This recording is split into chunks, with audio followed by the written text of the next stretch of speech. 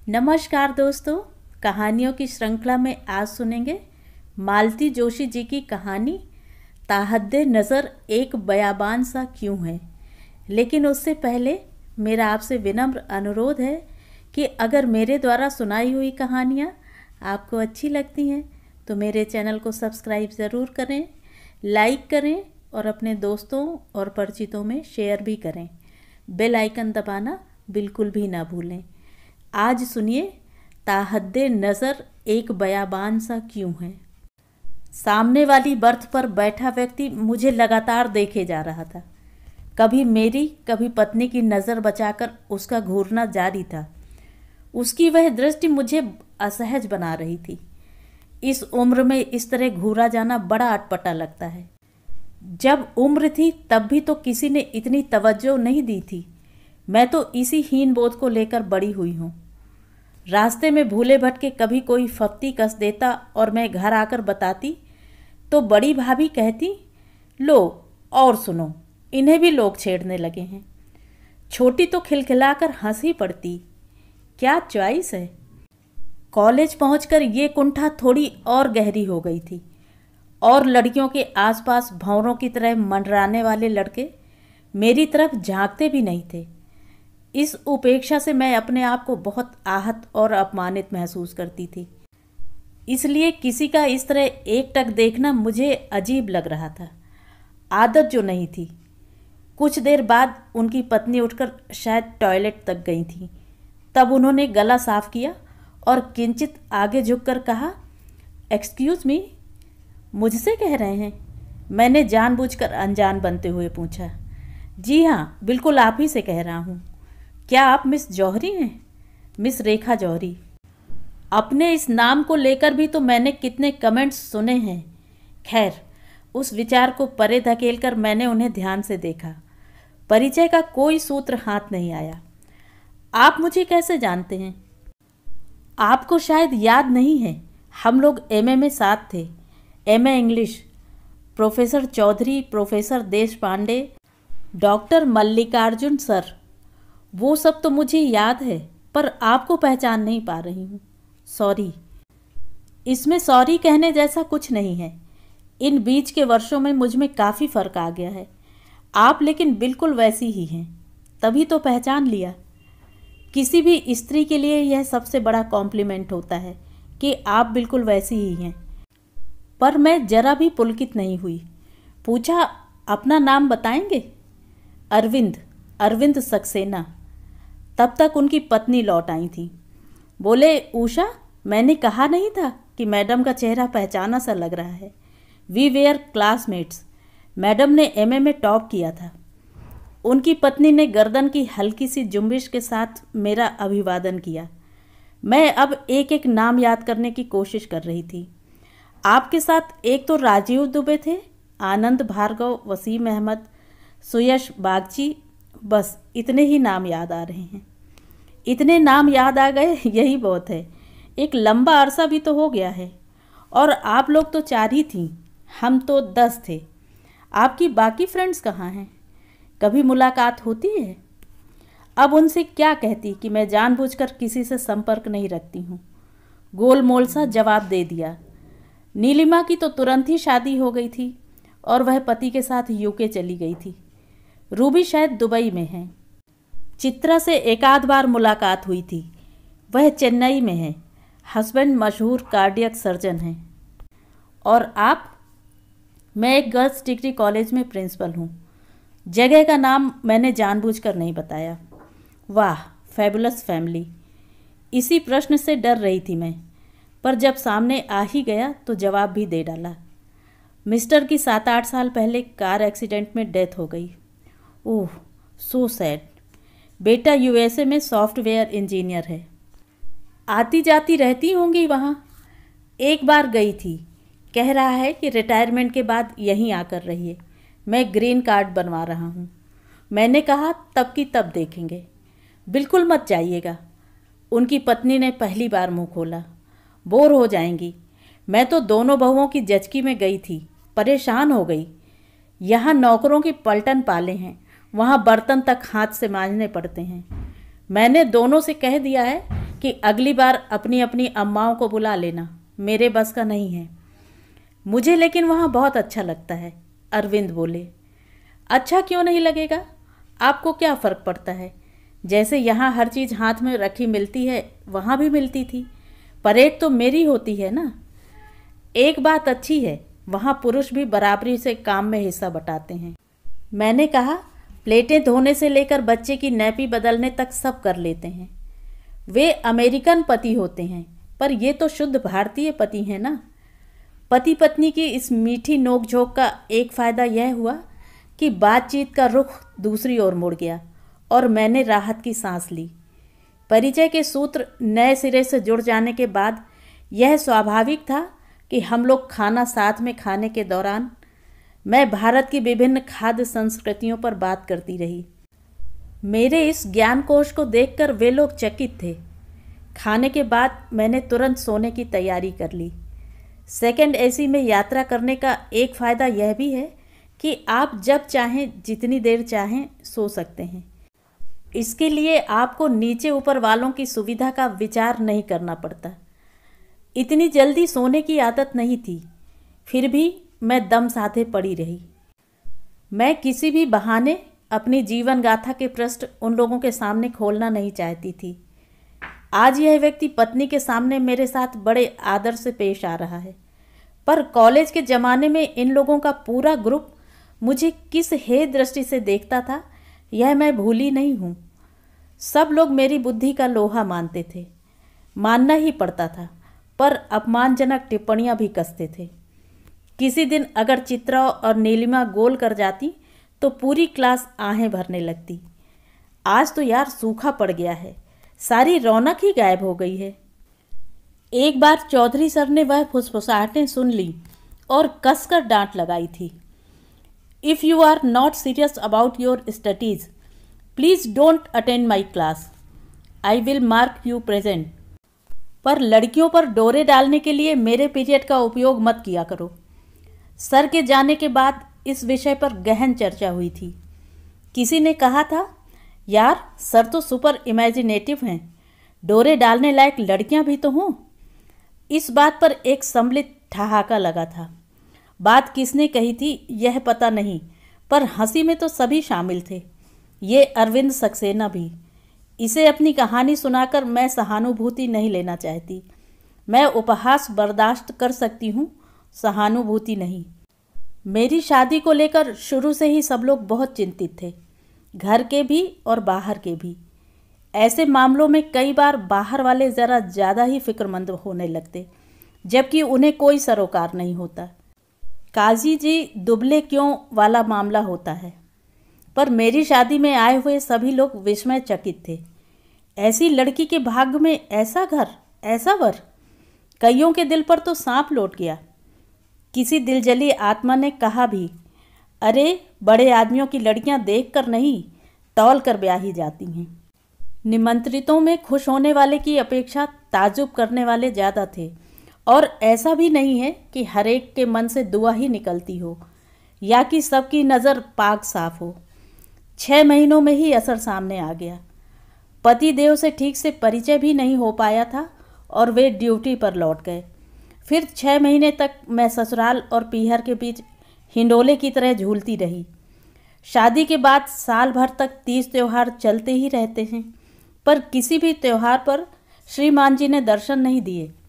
छुट्टी का शाश्वत बहाना था। वे तीज पर नहीं आए थे, पर जब करवा चौथ पर भी नहीं आए तो पापा का माथा ठनका। पापा ने बड़े भाई साहब को मेरी ससुराल भेजा। कहा कि उसे लेकर सीधे प्रोजेक्ट साइट पर जाओ और याद रखना किसी को कानो कान खबर ना हो। भाई साहब पशुपेश में पड़ गए। बोले, तुम्हारे सास ससुर को तो मैंने समझा दिया है कि मैं तुम्हें लेने आया हूँ, पर जमाई बाबू को तो सच्चाई बतानी पड़ेगी ना। वह प्रोजेक्ट साइट रेलवे स्टेशन से 35-40 किलोमीटर दूर जंगल में है। मैं तुम्हें लेकर कहाँ भटकता फिरूँगा। लिहाजा उन्हें फ़ोन किया गया। वे बाकायदा स्टेशन पर लेने पहुँचे। यूँ तो स्टेशन से बसें भी चलती थी, पर वे हमारे लिए जीप लेकर आए थे। 6 महीने बाद ही सही, अपने घर जाने की उमंग मुझ में हिलोरें ले रही थी। मैंने मन ही मन अपने घर को सजाना संवारना शुरू कर दिया था। घंटे भर बाद ही मेरे सारे उत्साह पर पानी फिर गया। वे हमें लेकर प्रोजेक्ट के गेस्ट हाउस में पहुंच गए थे। वहां 2 सूट हमारे लिए रिजर्व थे। उन्होंने कहा कि मेरा घर तो बैचलर्स का अड्डा बना हुआ है, हम 4 लोग साथ में रहते हैं। पहले से कुछ आइडिया होता तो मैं कुछ मैनेज कर लेता, अब 3-4 दिन तो लग ही जाएंगे। भाई साहब कुछ नहीं बोले, बस शाम की गाड़ी से चले ही गए। उनका काम खत्म हो गया था। 4 दिन फिर हमने गेस्ट हाउस में ही बिताए। ये बोले, तुम्हें हनीमून पर नहीं ले जा सका था ना, चलो यहीं हनीमून मनाते हैं। हनीमून हमारा गेस्ट हाउस के कमरों में ही मन रहा था। मेरा बहुत मन था साइट देखने का, दूर से ही सही अपना घर भी देखना चाहती थी। पर वे खुद भी ड्यूटी पर नहीं गए, ना अपने दोस्तों से मुझे मिलवाया। बोले, मैंने बॉस से permission to live in quarters ले ली है, रूममेट से भी कह दिया है, जल्दी से अपना इंतज़ाम कर लें। 5वें दिन सुबह ये बुरा सा मुंह बनाकर बोले, एक प्रॉब्लम आ गई है, तुम्हें घर जाना पड़ेगा। कैसी प्रॉब्लम? माँ बीमार हैं। किसकी? मेरी और किसकी? आपकी माँ बीमार हैं और आप नहीं चलेंगे? मेरा तो मुश्किल लगता है। अभी अभी 4 दिन की छुट्टी ले चुका हूँ। मैं कुछ देर चुप रही, फिर एकाएक मैंने पूछ लिया, ये आँख मिचौली हम कब तक खेलेंगे? कैसी आँख मिचौली? आपको क्या लगता है आपने किसी 5वीं फेल अनपढ़ गंवार से शादी की है? इसमें पढ़ाई की बात कहाँ से आ गई? 6 महीने तक आप अपने लिए स्वतंत्र घर का इंतजाम नहीं कर सके। इस बात पर न भाई साहब ने यकीन किया था, न मैंने। वे तो चुपचाप चले गए। But I have come to stay. मैंने स्टे पर अतिरिक्त जोर देते हुए कहा, नाउ कम क्लीन। वे कुछ देर तक भौचक मुझे देखते ही रहे। उन्हें शायद पहली बार एहसास हुआ कि उनके सामने जो औरत खड़ी है वह अंग्रेजी में एमए है और कॉलेज में पढ़ा रही है। वे पहले तो कुछ सकपकाए, मेरी नज़र का सामना करने से कतराते रहे, फिर हिम्मत बटोर कर बोले, सच सुनना चाहती हो ना? इतना साहस है तुम में? मैंने पिछले 6 महीने इतनी घोर मानसिक यंत्रणा झेली है कि अब मैं कुछ भी सुनने के लिए तैयार हूँ। तो सुनो, यह शादी मैंने अपनी मर्जी से नहीं की थी, मुझे मजबूर किया गया था। किसने? मेरे पूज्य पिताश्री ने। मुझे तुम जरा भी अच्छी नहीं लगी थी, पर मेरे पिता को वह दहेज बहुत अच्छा लगा था जो तुम साथ लाने वाली थी। उसमें मेरी दोनों बहनें पार लग सकती थीं, इसलिए मुझे मजबूर किया गया।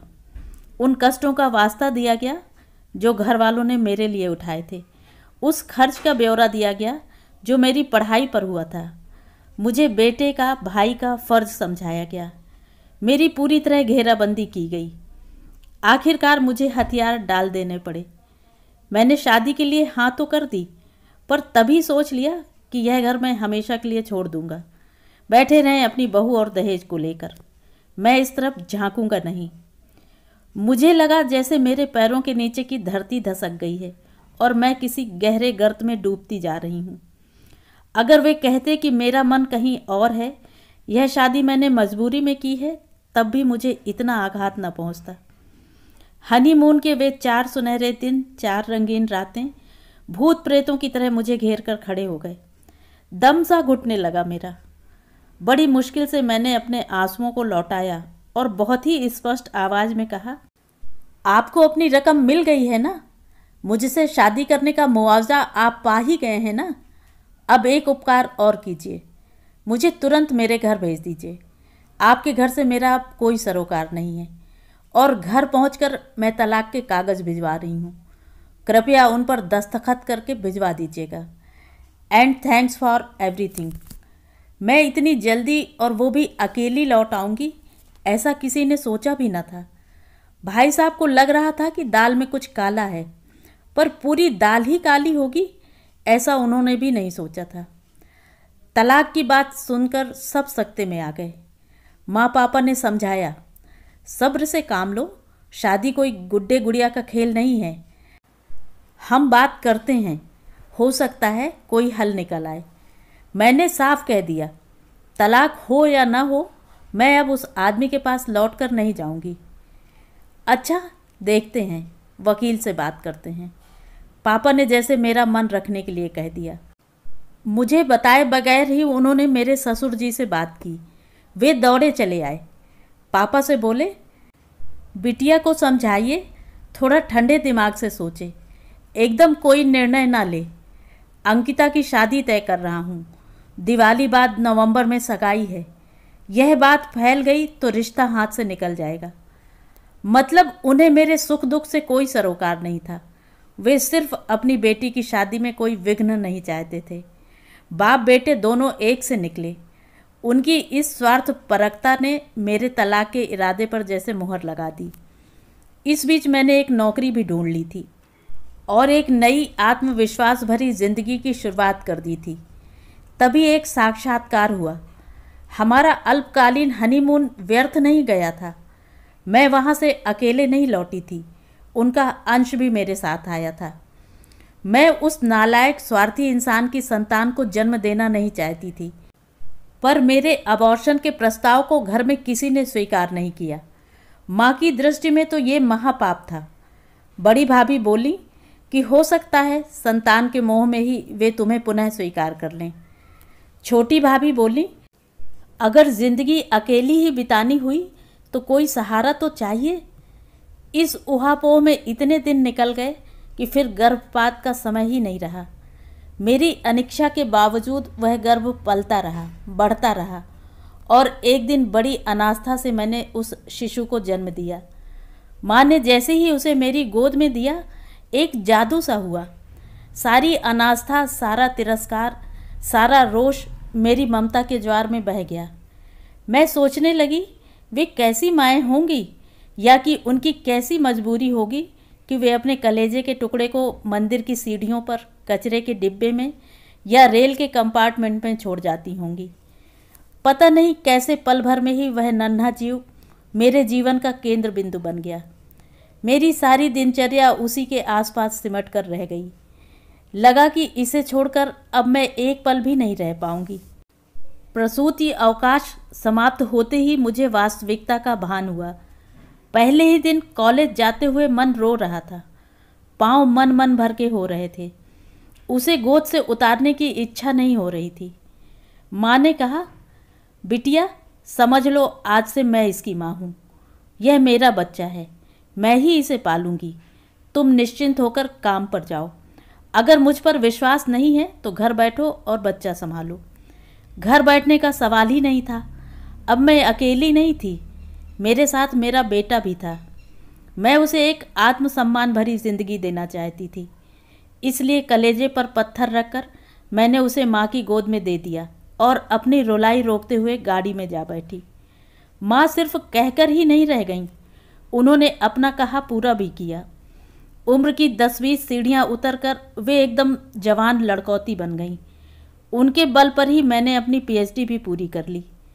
क्षितिज तो जैसे उनका ही होकर रह गया था। भाभियों को बड़ा रश्क होता था। कहती, हमारे बच्चों की तो कभी नैपी भी नहीं बदली होगी, अब देखो कितनी फुर्ती आ गई है। क्षितिज शायद 5वीं में था जब माँ एकाएक चल बसी। मैं अपने को इस अपराध बोध से कभी मुक्त नहीं कर पाई कि जब उनका आराम करने का समय था, मैंने उन्हें काम से लाद दिया। उनकी सेवा करने वाले बहुत थे, पर उन्होंने खुद ही सेवा का व्रत ले लिया था। किसी को पता ही नहीं चला कि वे भीतर ही भीतर पस्त हो गई हैं।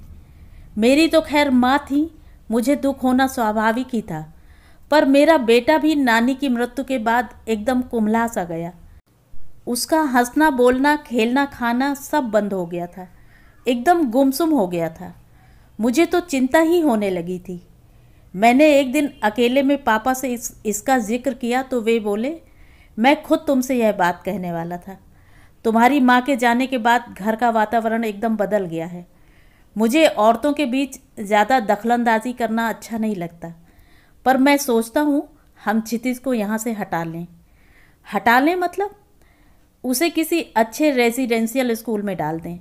वातावरण बदल जाएगा तो वह संभल जाएगा। इतने से बच्चे को हॉस्टल में रखने की कल्पना मात्र से ही मुझे रोना आ गया, पर पापा शायद ठीक कह रहे हैं। मैं इतना डर रही थी, पर बेटा एकदम खुश हो गया। उसे भेजते समय मैं फूट फूट कर रो रही थी और वह मुझे सांत्वना दे रहा था। अब मुझे शनिवार की प्रतीक्षा रहती जब वह घर आता। वे 2 दिन मेरे खूब अच्छे से गुजरते, पर धीरे धीरे इसमें भी व्यतिक्रम हो जाता। वह फ़ोन करता, मम्मा इस वीकेंड हमारी पिकनिक जा रही है, प्लीज़ आप लेने मत आना। तब मेरा पूरा हफ्ता ही खराब हो जाता। एक बार तो उसने मुझे चौंका ही दिया। 7वीं की परीक्षा में उसने तीनों सेक्शंस में टॉप किया था। मैं खुशी खुशी उसे लेने पहुंची थी।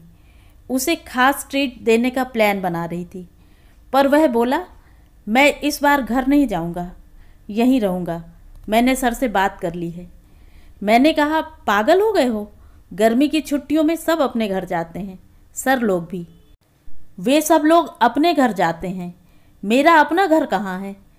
मैं तो स्तब्ध रह गई। बच्चा ये क्या कह रहा है? इसके दिमाग में ये क्या चल रहा है? उसने जैसे मेरे मन की बात जान ली। बोला, हम लोग जहाँ रहते हैं वह निखिलदा नितिनदा का घर है, आशीष मनीष का घर है। हम जबरदस्ती उनके घर में पड़े हुए हैं। मुझे छोटा सा ही सही पर अपना घर चाहिए। मैं समझ गई कि नानी की मृत्यु के बाद शायद यह घर उसे पराया सा लगने लगा है। हो सकता है मेरे भाइयों के बच्चे उसे अपमानित करते हों, मानसिक या शारीरिक रूप से भी प्रताड़ित करते हों। छोटा होने के कारण वह प्रतिकार भी नहीं कर पाता होगा। नानी उसके लिए ढाल समान थी। उनके जाने के बाद वह अपने को असहाय समझता होगा। मैंने उसे कलेजे से लगाकर आश्वासन दिया कि अगली छुट्टी में मैं उसे अपने घर ले जाऊंगी। तब कहीं वह चलने को राज़ी हुआ। घर आकर मैंने पापा से यह बात कह दी। उन्होंने ज़रा भी समय नहीं गंवाया, फौरन बच्चों की एक मीटिंग बुला ली। कहा, तुम्हारी माँ तो चली गई, मेरा भी अब कोई ठिकाना नहीं है, किसी भी दिन बुलावा आ सकता है। सोचता हूँ अपने सामने ही जो जिसको देना है दे जाऊँ, बाद में झंझट ना हो। रेखा को मैं कोई कैश नहीं दूंगा, उसके बदले एक घर खरीद देता हूँ। बाकी गुजारे के लिए उसकी नौकरी है ही। पापा के सामने किसी की बोलने की हिम्मत नहीं थी। बाद में भाभियाँ भुनभुनाती रहीं। बिटिया रानी का दान दहेज तो खत्म ही नहीं होता, चलता ही जा रहा है। इतने सालों से यहाँ रह रही हैं, उसका क्या? पता नहीं कैसे पापा ने यह सुन लिया या कि उन्हें सुनाने के लिए ही कहा गया हो। गरज कर बोले, बिटिया रानी अपने बाप के घर में बैठकर अपने बाप की कमाई खा रही है, किसी और के बाप की नहीं। अच्छा हुआ कि इस बहाने पता चल गया कि तुम लोगों के मन में कितना जहर है। अब तो अपने मरने से पहले मैं उसका इंतज़ाम करके ही जाऊंगा। बरसों की प्रतीक्षा के बाद हमें अपना घर मिला था। माँ बेटे की खुशी का अंत नहीं था। कुछ दिनों के लिए पापा भी हमारे साथ आकर रह लिए थे, जिससे बड़ा सहारा मिला था। बस एक ही कसक थी, इस प्रसंग में भाभी लोगों से बेवजह मन मुटाव हो गया था। जीवन का एक नया अध्याय शुरू हो गया था। इतने दिनों तक मैंने अपनी कई इच्छाओं को दफन कर दिया था, वे अब फिर जी उठी थी। मैंने बड़े जतन से अपने घर को अपनी रुचि के मुताबिक सजाना संवारना शुरू कर दिया था। बेटा भी उत्साह से मेरा हाथ बटा रहा था। यह 1-2 बेडरूम वाला छोटा सा फ्लैट था। पापा के विशाल बंगले से उसकी कोई तुलना नहीं थी, पर जैसा भी था ये हमारा अपना घर था। यह अपनेपन का एहसास ही हमें खुशी से भर देता था। बरसों बाद मैंने किचन का रुख किया था। मुझे तो क्षितिज की पसंद नापसंद का पता ही नहीं था। पहले सब माँ देखती थी, बाद में वह हॉस्टल चला गया था। मैंने नए सिरे से अपने को गृहिणी के रूप में ढालना शुरू किया। इतने दिनों तक रसोई में सिर खपाने का ना वक्त था ना शौक। अब उसमें मज़ा आ रहा था। उसकी पसंद की चीज़ें बनाकर उसे खिलाने में एक अजीब सा आनंद, अजीब सी तृप्ति मिल रही थी। उसके लिए मैं रेसिपी बुक्स खंगाल रही थी, टीवी से पाक विधियाँ उतार रही थी। बस एक डर बना रहता था, कहीं वह अपने पापा के बारे में न पूछ ले। पर उसने कभी नहीं पूछा। परिस्थितियाँ बच्चों को समझदार बना देती हैं। जिस वर्ष क्षितिज ने हायर सेकेंडरी की परीक्षा पास की, मेरा स्थानांतरण हो गया। अपना शहर छोड़ने का ज़रा भी दुख नहीं हुआ, बल्कि खुशी ही हुई। एक तो प्रिंसिपलशिप मिल रही थी, दूसरे पापा के जाने के बाद शहर से कोई लगाव नहीं रह गया। बेटा भी आईआईटी कानपुर चला गया था। ऐसे समय में यह बदलाव मेरे लिए वरदान ही सिद्ध हुआ। अगले 4 वर्ष मैंने नए काम से तालमेल बिठाने में और नई जगह नए लोगों से परिचित होने में लगा दिए। 4 साल बाद वह जब आईआईटी पास करके लौटा तो मैं नए वातावरण में, नए शहर में रच बस चुकी थी। अब मेरे सामने एक ही ध्येय था, क्षितिज का भविष्य।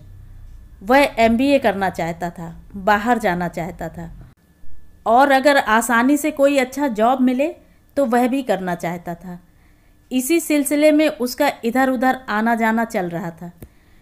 एक दिन मेरे नाम एक रजिस्टर्ड लेटर आया। भेजने वाले का नाम पढ़कर तो मैं चकित ही रह गई। इस शख्स से पत्र पाने की आस में मैंने कितनी रातें जागकर गुजारी थी, तब तो मेरी याद नहीं आई, और अब जब मैंने ज़िंदगी की किताब से उसका पन्ना ही फाड़कर फेंक दिया है तो जनाब पत्र लिख रहे हैं। बड़ी उत्सुकता से मैंने लिफाफा खोला। टप से एक चेक मेरी गोदी में आ गिरा। 5 लाख का चेक था। किस खुशी में, यह सोचते हुए मैंने पत्र खोलकर पढ़ना शुरू किया। लगा कि मुझे अंगारे पर खड़ा कर दिया गया है। मैडम, तुम तो बड़ी खुददार औरत हुआ करती थी, इतना नीचे कैसे उतर आई? तुम्हारा तो बड़ा अमीर घराना था, रुपयों की बरसात होती थी, फिर मुझ नाचीज के सामने हाथ फैलाने की क्या ज़रूरत आ पड़ी? कहीं ये दहेज की रकम वसूलने का षड्यंत्र तो नहीं है? साफ साफ ही कह देती ना, बेटे को मोहरा बनाने की क्या ज़रूरत थी? इससे आगे मुझसे पढ़ा ही नहीं गया। मेरा पूरा शरीर जल रहा था। लगा कि पूरा पत्र पढ़ जाऊंगी तो कोयला ही हो जाऊंगी। दिन भर मैं बेटे की प्रतीक्षा करती रही। वह शाम ढले घर लौटा। मैंने दरवाजे पर ही उसे धर लिया। तुम अपने बाप के पास गए थे? पहले तो वह चौंका, पर तुरंत ही संभल गया। बोला, हाँ गया था। मैंने एक भरपूर तमाचा उसके गाल पर जड़ दिया। क्यों गए थे वहाँ? अपना हक मांगने गया था। मैं एक और चांटा रसीद करने वाली थी। बड़ी मुश्किल से अपने पर काबू किया और चीख कर कहा, उसने कौन सा हक अब तक अदा किया है जो तुम उसके सामने भीख मांगने पहुंच गए? तुम्हें शर्म नहीं आई? जिस आदमी पर मैं थूकना भी नहीं चाहती, उस आदमी के सामने तुम कटोरा लेकर खड़े हो गए। कितना रुपया चाहिए था तुम्हें? किस लिए चाहिए था? मैंने कभी किसी चीज़ के लिए आज तक मना किया है? क्या तुम्हारा मुझ पर से यकीन ही उठ गया है? मैं तुम्हारे लिए घर बेच देती, गहने बेच देती। एक बार मुझसे कहते तो मुझे इस तरह जलील तो न करते। मुझे खुद ही पता नहीं चला कब मैं उसकी छाती में मुंह छुपाकर रोने लगी थी। तुमने मेरी सारी तपस्या पर पानी फेर दिया। ऐसे आदमी के सामने मुझे नीचा दिखाया है जिसके नाम से भी मुझे नफरत है। मेरा आत्मसम्मान धूल में मिला दिया है। अब शायद मैं कभी सिर उठाकर खड़ी नहीं हो पाऊंगी। मैं बोलती जा रही थी, रोती जा रही थी, पर थोड़ी देर बाद मुझे एहसास हुआ कि मैं किसी इंसान के सीने पर सिर रखकर रो नहीं रही हूँ, बल्कि किसी दीवार पर सिर पटक रही हूँ। वह किसी प्रस्तर मूर्ति सा खड़ा था, निस्पंद, निश्चल। मैं एकदम उससे छिटक कर खड़ी हो गई। कहा, सॉरी बेटे, आज पहली बार तुम पर हाथ उठाया है। काश तुम समझ पाते कि मैं। इट्स ओके मम्मा, उसने सपाट स्वर में कहा। तुम जो इतनी नफरत मन में लिए बैठी थी ना, अच्छा हुआ वह एक साथ ही सतह पर आ गई। Now relax. कैसी नफरत? तुम मुझे जन्म नहीं देना चाहती थी ना? मैं ज़बरदस्ती ही इस दुनिया में आ गया हूँ। मेरे तो पैरों तले की ज़मीन ही खिसक गई। ये तुमसे किसने कहा? मामी लोगों ने। अगर इस समय वे दोनों मेरे सामने होती तो मैं उनका मुंह नोच लेती या गला दबा देती, पर इस समय असहाय क्रोध में थरथराने के सिवा मैं कुछ न कर सकी। कब कही थी यह बात भाभी ने? उसने कोई जवाब ही नहीं दिया। पता नहीं कितने दिनों से बच्चा मन में यह ग्रंथि लेकर बैठा होगा। अपनी माँ को लेकर उसके मन में कैसे कैसे विचार आए होंगे। हाँ, मैंने तुम्हें जन्म देना नहीं चाहा था, मैंने अत्यंत संयत स्वर में कहा। मैं नहीं चाहती थी कि बाप के रहते मेरी संतान अनाथों की सी जिंदगी जिए, ननिहाल की देहरी पर आश्रितों का सा जीवन बिताए। उस समय इन्हीं लोगों ने मेरा ब्रेन वॉश किया था और आज तुम्हारे मन में जहर घोल रही हैं। मैं कोई सफाई नहीं देना चाहती। इतना ही कहूँगी कि अगर आज मैं ज़िंदा हूँ तो उसका कारण सिर्फ तुम हो। सिर्फ तुम्हारे लिए सांस ले रही हूँ मैं, नहीं तो कब के फांसी लगाकर मर गई होती। उसके बाद घर में एक संवादहीनता का दौर शुरू हुआ। घर दो द्वीपों में बट गया। वह सुबह से निकल जाता, रात गए घर लौटता। मैं खाना लिए बैठी रहती, वह अपनी थाली लेकर कमरे में चला जाता। फिर देखा कि वह धीरे धीरे अपना सामान पैक कर रहा है। एल्युमिनियम के 2 बड़े ट्रंक लाए गए, उसमें उसकी पुस्तकें, कपड़े बंद होते गए। कमरा वीरान सा लगने लगा। आखिर एक दिन बेशर्मी से पूछ ही लिया, कहीं जा रहे हो? हाँ, बेंगलोर में एक जॉब मिला है, सोचता हूँ ज्वाइन कर लूँ। मैं पूछने वाली थी कि बाकी योजनाओं का क्या हुआ, पर जब्त कर गई और एक फालतू सा सवाल कर डाला, कब जा रहे हो? इस शनिवार को, मंडे को ज्वाइन कर लूँगा। सामान पैक करके जा रहा हूँ, मेरा कोई ठिकाना हो जाए तो खबर कर दूँगा, तुम बुक कर देना। महीने भर बाद उसका पता ठिकाना आया। मन तो हो रहा था कि खुद सामान लेकर जाऊं, उसका घर जमा दूं, पर फिर अपने को रोक लिया। सामान के साथ 2 लाइन की चिट्ठी भेज दी, सामान पहुंच जाए तो खबर कर देना, चिंता रहेगी। पहुंच की सूचना स्वरूप एक पत्र आया। पत्र क्या था? धन्यवाद ज्ञापन था। लिखा था, मम्मा, आपने अपने कर्तव्य में कभी कोताही नहीं की। विश्वास कीजिए, मैं भी अपने फर्ज से पीछे नहीं हटूंगा। जब भी ज़रूरत हो खबर कर देना। उसने लिखा ज़रूर है, पर मन में वह भी जानता होगा कि मम्मा कभी खबर नहीं करेगी। मेरा गंतव्य आ गया था। सुबह के 5 बज रहे थे। अरविंद दंपति ने जता दिया था कि हमें जगा दीजिएगा, पर मैं बहुत पहले ही अपना सामान लेकर लॉबी में आ गई। इस परिचय को मुझे यहीं तिलांजलि देनी थी। मैंने मन ही मन उनसे क्षमा मांग ली, इसलिए भी कि मैंने उनसे झूठ बोला था। वैसे वह एकदम झूठ भी नहीं था। जिस पति का होना न होने के बराबर हो, उसे स्वर्गवासी कह देने में क्या हर्ज है। और रही बेटे की बात, तो मेरे लिए बेंगलोर भी यूएसए हो गया है। पता नहीं वहाँ का वीज़ा मुझे कब मिलेगा, मिलेगा भी कि नहीं कौन जाने। तो ये थी कहानी। कहानी आपको कैसी लगी कमेंट करके ज़रूर बताएं।